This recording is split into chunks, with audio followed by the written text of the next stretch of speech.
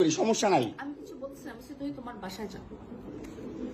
বাংলাদেশের আইন কতটা জঘন্য হইলে এর মতো একটা মহিলা ধর্ষণ মামলা আমাকে দিতে পারে? 50 বছরের একটা মহিলা আমাকে ধর্ষণ মামলা দিচ্ছে। তাকে কিভাবে ধর্ষণ হয়? তোকে কিভাবে ধর্ষণ হয়? সেটা তুই কোর্টে যে প্রমাণ করিস।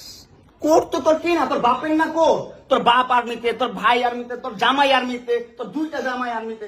তোর তো আইন কি না? আর আমরা তো গরিব মানুষ, আমাদের তো সময় নাই, আমাদের তো সমাজে কোনো ছাই নাই।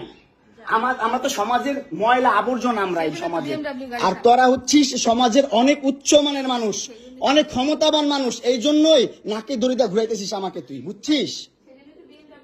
হ্যাঁ, বিএমডব্লিউ নিয়ে যোগ্যতায় চালাই, তোর টাকা দিয়ে চালাই না, যোগ্যতা চালাই, কামাই করে চালাই। হ্যাঁ, বড়লোক হইতে পারবে না? কোথাও লেখা আছে গরিবরা বিএমডব্লিউ চাইতে পারবে না? গরিবরা বড়লোক হতে পারবে না? কোথাও লেখা আছে? হ্যাঁ, কোথাও লেখা আছে? নাহলে ওই মেয়েদের বাসায় যাও, নাহলে নরসিংদী যাও, যেখানে যাচ্ছিলে সেখানে যাও। তোমার কাপড় চোপড় নিবা? অবশ্যই নিব। দাও, ব্যাক করে দাও।